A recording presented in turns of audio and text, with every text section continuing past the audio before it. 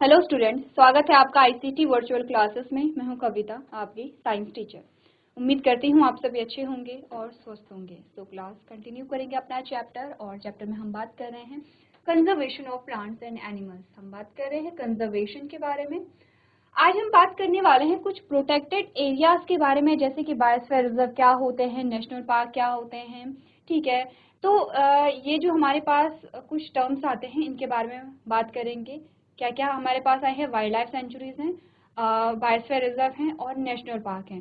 ये हमारे पास आते हैं प्रोटेक्टेड एरियाज, यानी कि वो स्थान जिन्हें संरक्षित रखा गया है। ठीक है, जहाँ पर प्लांट्स और एनिमल्स जो हैं वो सेफ रहते हैं। ठीक है, इससे पहले अभी तक हमने क्या डिस्कस किया?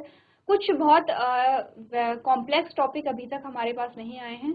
अभी तक आपने सिंपल चीज़ें ही डिस्कस की हैं, जैसे कि आपने बोला कि यहाँ पर जो कंजर्वेशन है वो क्या होता है, कंजर्वेशन हम क्यों पढ़ रहे हैं।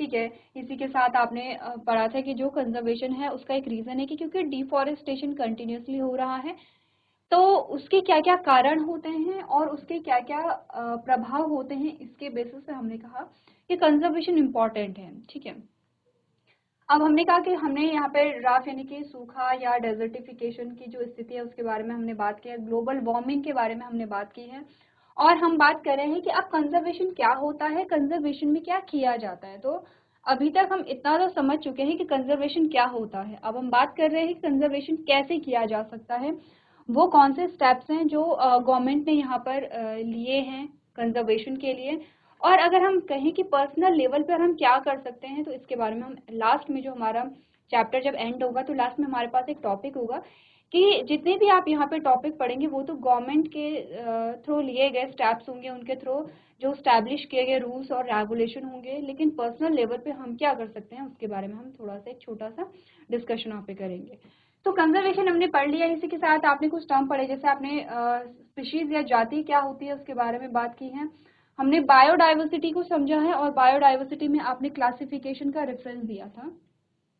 जब हमने देखा क्लासिफिकेशन यहाँ पर होता है, अलग अलग क्लासेस हमारे पास आते हैं, अलग अलग ग्रुप्स हमारे पास आते हैं, और हमने कहा कि बहुत विविधता है यहाँ पे प्लांट्स में, एनिमल्स में, माइक्रो ऑर्गेनिजम्स में।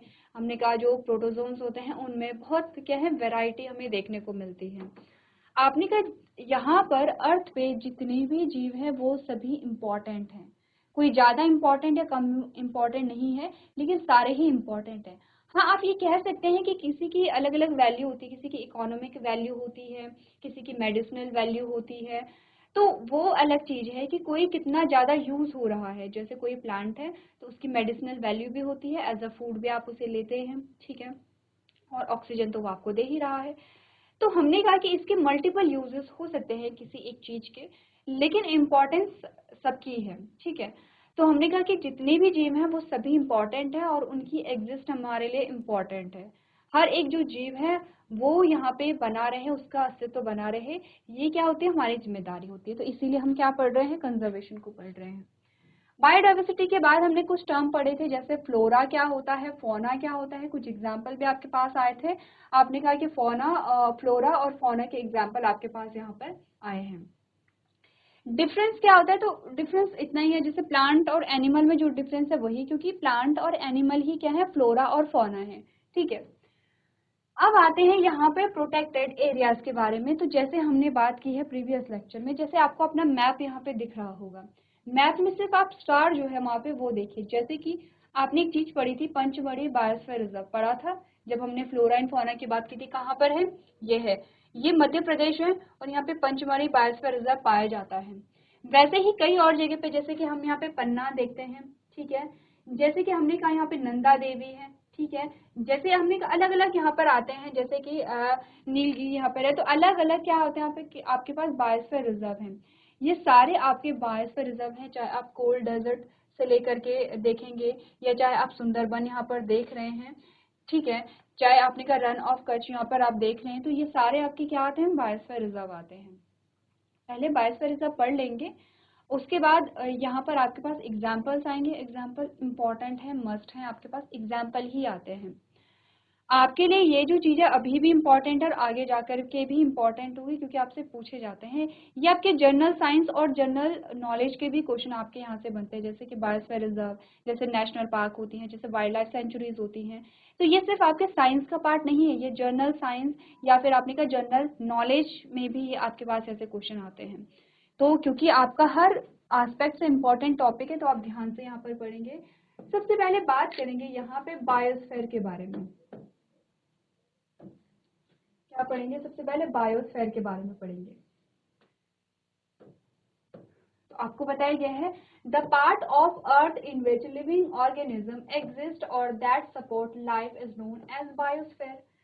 देखो, बायोस्फीयर का मतलब क्या होता है? बायो का मतलब आपने कहा, जब भी बायो शब्द आएगा इसका मतलब होता है जीवन से, ठीक है। तो बायोस्फीयर का मतलब होता है कि वो भूभाग, वो एरिया जहां पर जीवन पाया जाता है, उसे हम बायोस्फीयर कहते हैं। तो आपने कहा कि जीवन आपको ऑलमोस्ट क्या है, पूरी अर्थ पे मिल रहा है, जैसे कि कहीं पर एक्वेटिक लाइफ होगी, जलीय जीव, जहाँ पे पानी है वहाँ पे प्लांट्स नहीं है, वहाँ पे जो टेरेस्ट्रियल एनिमल है वो नहीं है, लेकिन वहां पर क्या है, आपने कहा वहां पे जलीय जीव होंगे, एक्वेटिक लाइफ वहां पर होगी। आपने कहा जो टेरेस्ट्रियल है वहां पर पेड़ पौधे हैं, जीव जंतु हैं। आपने कहा कि यहाँ पे जो पोलर रीजन है वहां पे क्या होते हैं, वहां पे भी जैसे पोलर रीजन में पोलर बियर पाए जाते हैं। तो आप देख रहे हैं कि पूरे जो हमारी अर्थ है वहां पर ऑलमोस्ट सभी जगह क्या पाया जा रहा है, जीवन पाया जा रहा है, ठीक है। अब जहाँ पर एक्सट्रीम कंडीशन होती है, जैसे बहुत एक्सट्रीम टेम्परेचर है, बहुत एक्सट्रीम कोल्ड वहाँ पर आता है, ठीक है।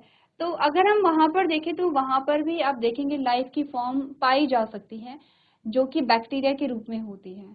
तो जब हम बैक्टीरिया के बारे में पढ़ते हैं तो बैक्टीरिया जो होता है वो दो टाइप का होता है, जैसे हमने आर्की बैक्टीरिया और यू बैक्टीरिया के बारे में हमने बात की है। तो एक जो बैक्टीरिया होता है वो नॉर्मल इन्वायरमेंट में रहता है, नॉर्मल क्लाइमेट में रहता है, जिसमें आप और हम रहते हैं।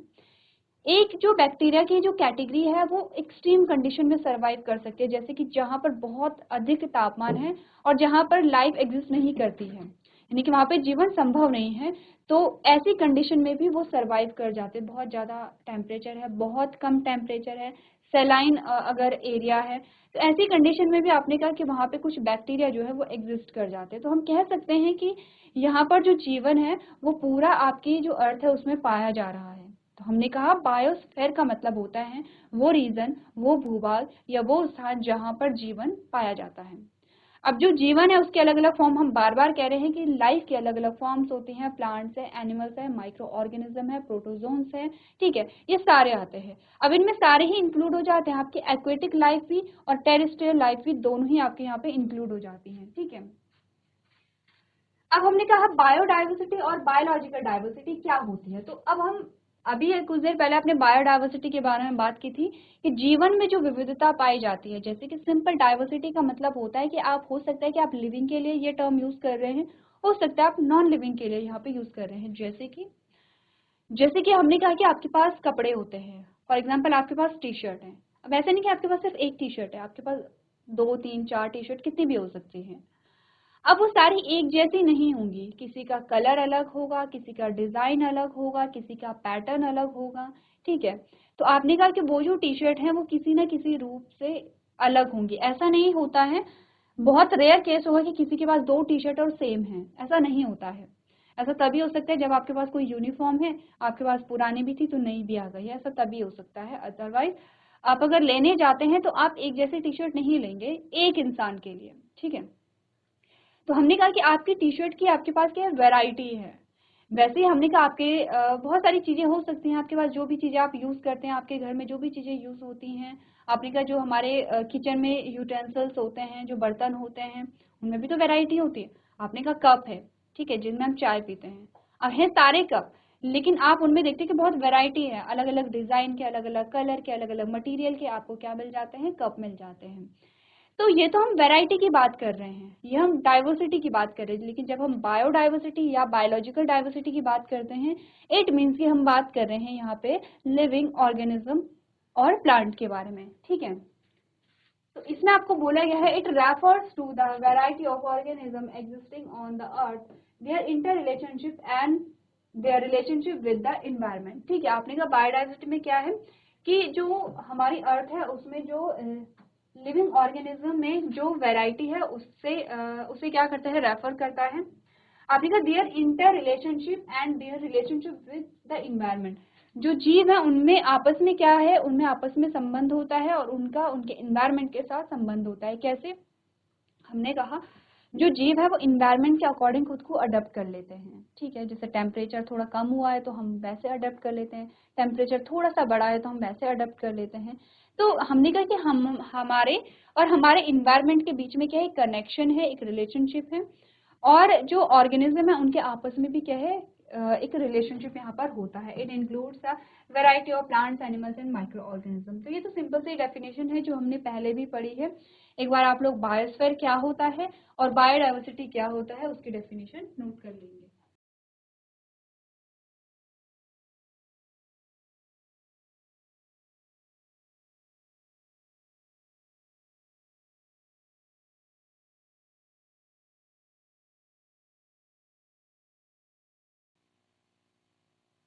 चलिए आगे बढ़ते हैं, और आगे हमारे पास जो टॉपिक आते हैं वो है यहाँ पे conservation of forest and wildlife, ठीक है। तो यहाँ पे अच्छा, वाइल्ड लाइफ का मतलब आप समझते हैं, वाइल्ड लाइफ का मतलब है कि जो लाइफ यहाँ पे अपने का जो आपके फॉरेस्ट हैं, जो जंगल है वहाँ पे रहते हैं, उसे हम वाइल्ड लाइफ कहते हैं, ठीक है।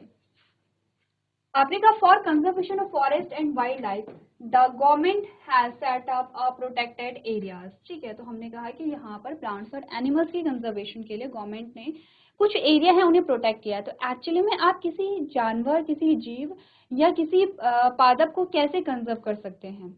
आपने कहा कि बहुत अच्छा तरीका है कि पूरे के पूरे एरिया ही वहाँ पे प्रोटेक्ट कर लिए जाए, वहाँ पर जो ह्यूमन एक्टिविटी है उसे पूरी तरीके से, या जो नेसेसरी जो एक्टिविटीज हैं जो कि यहाँ पर प्लांट्स और एनिमल्स को हार्म पहुंचाती हैं, उन्हें हम क्या करें, कंट्रोल करें, रोक दें। तो उसके लिए कुछ प्रोटेक्टेड एरियाज बनाए जाते हैं, जैसे कि वाइल्ड लाइफ सेंचुरीज हैं। अब आपके पास अगर बहुत ज्यादा सिंपल क्वेश्चन आ जाता है और आपसे पूछा जाता है कि किन्हीं 3 प्रोटेक्टेड एरियाज के नाम बताइए, तो आपका आंसर है वाइल्ड लाइफ सेंचुरीज है, नेशनल पार्क आपके पास आते हैं, और biosphere reserve and biodiversity park, ठीक है। तो ये हमारे पास कुछ आंसर्स आते हैं। अब हमने कहा यहाँ पर ऐसा क्या है, कंजर्वेशन किस प्रकार से किया जाता है, तो आप यही पढ़ेंगे आगे भी। जैसे कि बायोस्फीयर रिजर्व में क्या हो रहा है, तो आपको लगेगा कि सारे जो हमारे प्रोटेक्टेड एरियाज हैं उनमें एक जैसे ही रूल्स एंड रेगुलेशन हैं, लेकिन कुछ कुछ यहाँ पे डिफरेंस होते हैं, वो आपको समझने जरूरी है। तो आपने कहा अगर हम जनरली देखें कि क्या क्या एक्टिविटीज है वो जो वहाँ पे रोकी जाती है, तो आपने कहा कि वहाँ पे कल्टीवेशन, किसी भी प्रकार से आप खेती नहीं कर सकते हैं, वहाँ पे कोई चीज नहीं उगा सकते हैं, ठीक है, अपनी मर्जी से। दूसरा हमने कहा ग्रेजिंग, वहां पर आप पशुओं को चराने नहीं लेके जा सकते। तो आप सोचेंगे पशुओं को चराने से क्या होगा, जो बहुत छोटी छोटी वेजिटेशन होती हैं वो यहाँ पे पशुओं के पैरों से डिस्ट्रॉय हो जाती हैं। या आपने कहा कि एक तरीके से जो यहाँ पे मिट्टी है, मिट्टी का जो इरोजन आप पढ़ते हैं, जैसे मिट्टी कटती रहती है, उसमें जो पशु है, पशु भी एक रीजन होती है, क्योंकि जब वो चलते रहते हैं वहां पर तो मिट्टी जो है उसका इरोजन होता रहता है, ठीक है। तीसरा हमने कहा कटिंग ट्रीज, पेड़ काटना यहाँ पे प्रतिबंधित होता है, आप पेड़ नहीं काट सकते हैं, अगर आपको पाया गया तो आपको जुर्माना वहाँ पे भरना पड़ता है और आपके खिलाफ वहाँ पे कार्रवाई भी की जाती है। नेक्स्ट है हंटिंग, आप किसी भी प्रकार से वहाँ पे शिकार नहीं कर सकते हैं, किसी भी जानवर को आप मार नहीं सकते हैं। And poaching are strictly prohibited in these protected areas. तो आपसे ये पूछा गया है, जर्नल जो है, जनरली हम यहाँ पर देखते हैं कि क्या क्या रूल्स वहाँ पे फॉलो करने पड़ते हैं। आप किसी भी प्रकार से कल्टीवेशन नहीं कर सकते हैं, ग्रेजिंग नहीं हो सकती है, पेड़ों को नहीं काट सकते हैं, हंटिंग नहीं हो सकती है, ठीक है। और इस प्रकार से आप जो कुछ पॉइंट्स है वो यहाँ पर नोट करेंगे, ठीक है। तो एक बार जल्दी से आप लोग यहाँ पर इसे नोट कर लेंगे।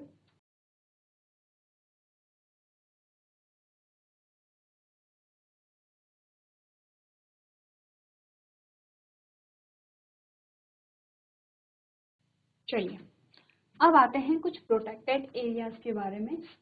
अच्छा, सबसे पहले अगर हम बात करें कुछ यहाँ पर कि जैसे हमें पता है हम कल्टीवेशन क्यों करते हैं, हम क्या हमें जो भी चीज़ें चाहिए, जो भी प्रोडक्ट चाहिए उसके लिए हम कल्टीवेशन करते हैं। पशुओं को चराते क्यों है, ताकि उन्हें उनके लिए हमें चारा जो है वो अलग से ना लाना पड़े, या ये हमारे पास रीज़न होता है।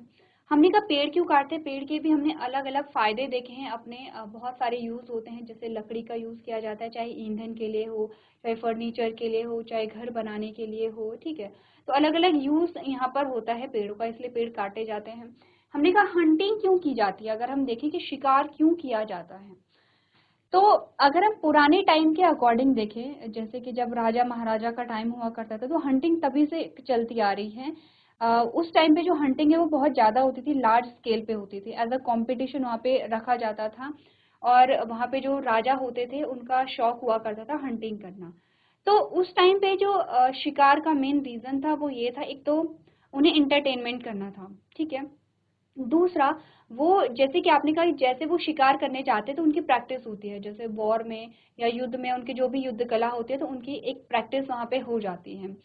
तो आपने कहा कि पुराने टाइम में ये क्या था, एक मनोरंजन का साधन हुआ करता था। अगर हम अब के टाइम में देखें कि अब तो ऐसा कुछ है नहीं, राजा महाराजा भी नहीं है, तो अब हंटिंग क्यों की जाती है, बहुत अलग अलग रीज़न होते हैं। जैसे जैसे आपने कहा कि एक तो पर्सनली अपने यूज़ के लिए, कि कोई जो जंगली जो भी आपको जीव दिखा है और आपने उसे मारा और आप उसके अलग अलग तरीके से यूज़ कर सकते हैं, जैसे कि हो सकता है कि आप उसका मीट यहाँ पे खा सकें, हो सकता है कि आप उसकी स्किन को यूज़ करना चाहते हो। बहुत आपने देखे होंगे कि जो यहाँ पे जीव होते हैं उनकी जो स्किन है उससे अलग अलग प्रोडक्ट बनते हैं, कपड़े बनते हैं, बैग बनते हैं, अलग अलग चीज़ें यहाँ पर बनती हैं।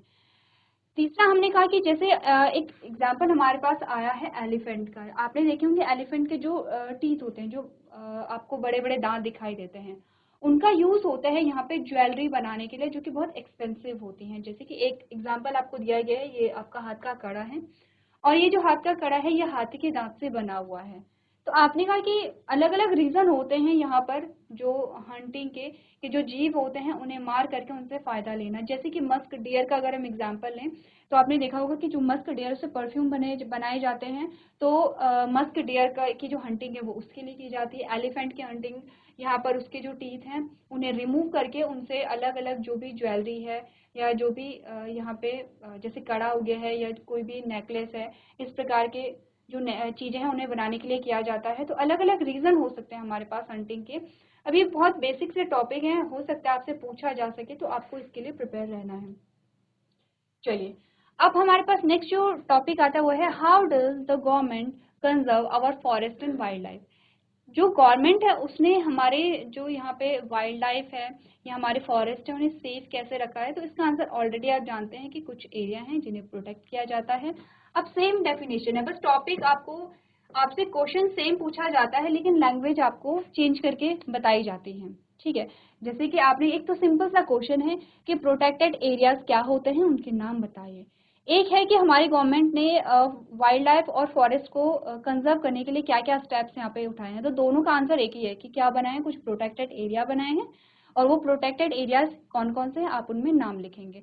तो दोनों का आंसर एक है, बस क्वेश्चन की लैंग्वेज चेंज हो जाती है। तो आपने कहा the government lay down rules regulations and policies to protect our forest and wildlife, ठीक है। हम जो गवर्नमेंट है उन्होंने कुछ रूल्स रेगुलेशन और कुछ पॉलिसीज यहाँ पे बनाए हैं जिससे कि आप प्लांट्स और एनिमल्स यानी कि आप फॉरेस्ट और वाइल्ड लाइफ दोनों को ही प्रोटेक्ट कर सकें। Beside it also remark rich flora and fauna habitats as protected areas where the following activities are prohibited.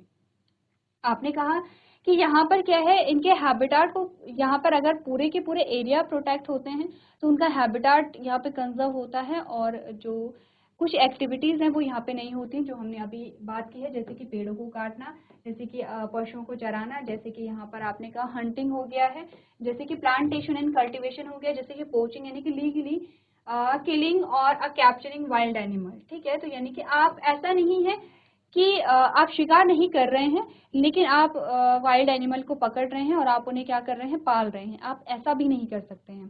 तो आप ना तो कैप्चर कर सकते हैं और ना ही किल कर सकते हैं जो वाइल्ड एनिमल यहाँ पर पाए जाते हैं, ठीक है। एक बार आप लोग रीड कर लेंगे कि आपको क्या क्या चीज़ें बताई गई हैं।